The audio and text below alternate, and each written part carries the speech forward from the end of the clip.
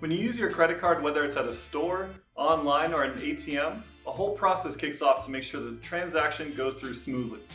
While the whole process takes only just a few seconds, there's a lot that goes on. Before we go into the actual process, let's take a look at the parties involved.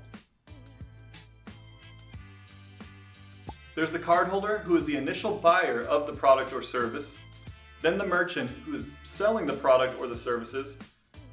The payment processor is the company that provides the hardware and software to allow the merchant to accept credit cards.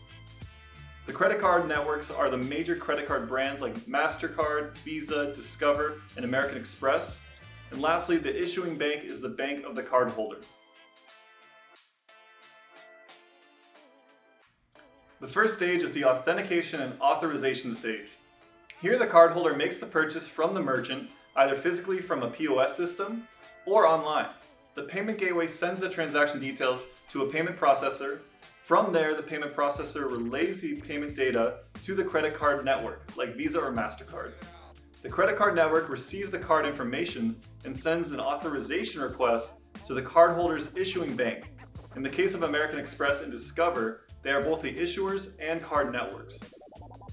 After the issuing bank receives the request, they verify the card details, check for available funds, and send its response, either approval or denial, to the card network. Then the card network sends that response to the merchant's payment processor, and the processor relays that response to the merchant, and the transaction is completed.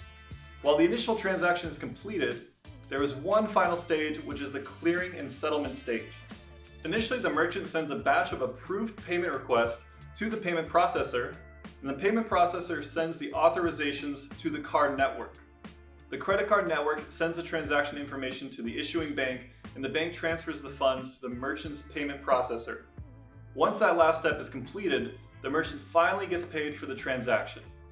So there you have it. The next time you swipe your credit card, you'll know exactly what's happening behind the scenes. Thanks for watching, and we'll see you in the next video.